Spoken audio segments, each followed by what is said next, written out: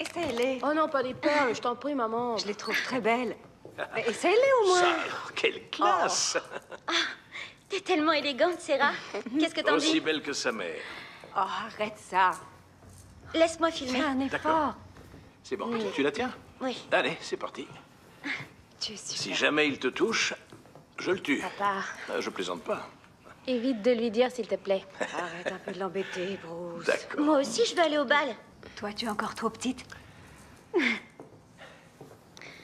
Je suis pas si petite que ça.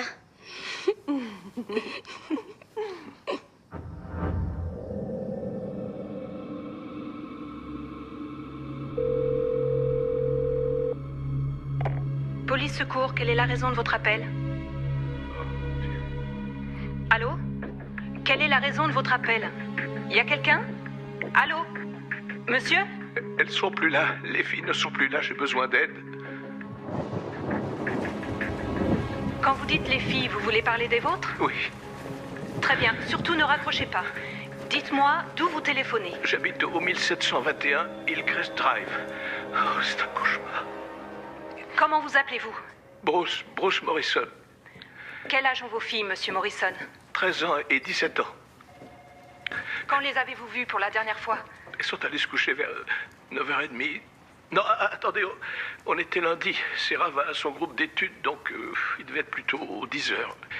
Aujourd'hui, nous sommes mercredi, monsieur. Vous ne les avez pas vues depuis lundi soir? Non, c'est pas possible. Désolé, monsieur, mais je vous le confirme, nous sommes bien mercredi. Non, La police a été alertée, une patrouille est en route. Cet appel remonte à 1 heure.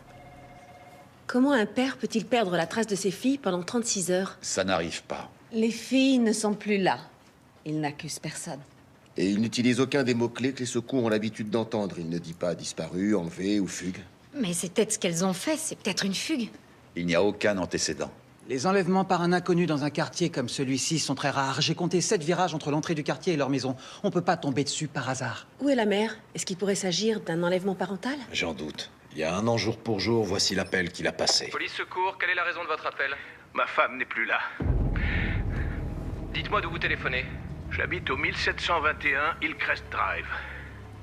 Elle aussi avait disparu depuis 2 jours. Quand il a contacté les autorités, on ne l'a jamais retrouvée. Cet homme est la victime d'un kidnappeur récidiviste, ou c'est lui qui en est un? Dites-moi qu'il est en garde à vue. La police de Salisbury s'est rendue chez lui des réceptions de l'appel. Ils y sont toujours. Il y a des exemplaires du dossier dans l'avion et j'en ai aussi envoyé une copie sur vos tablettes. C'est un vol très court jusqu'à la côte Est. Je vous en enverrai plus quand vous serez sur place.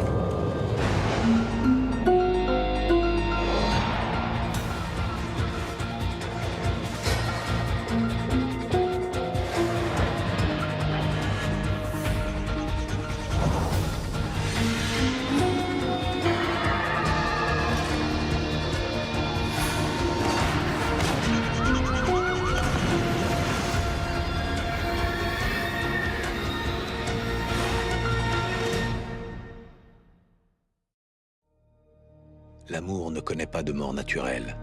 Il meurt d'aveuglement, d'errement et de trahison. Il meurt de lassitude, de flétrissure et de ternissement. Anaïs Nin. Bruce et Jody Morrison étaient appréciés et impliqués dans leur communauté. Tout semble indiquer qu'ils menaient une vie Il tranquille. est écrivain et enseignant, et elle s'est lancée dans l'immobilier il y a quelques années.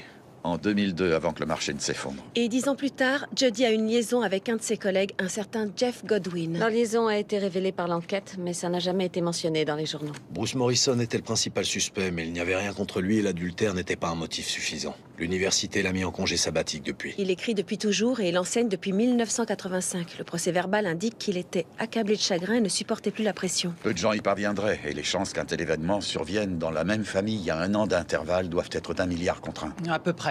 Jody a reçu un héritage familial qu'elle a déposé sur un compte bloqué pour ses filles.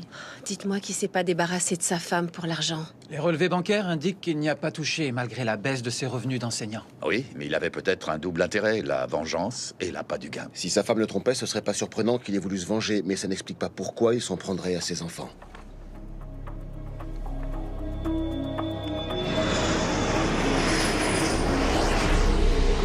L'aînée, Sarah, a obtenu la note maximum aux examens d'entrée, mais elle n'a postulé dans aucune université de la côte Est. Elle a été acceptée à Stanford en inscription anticipée. Son père a pu considérer ce départ en Californie comme une sorte de trahison. La seconde en l'espace d'1 an.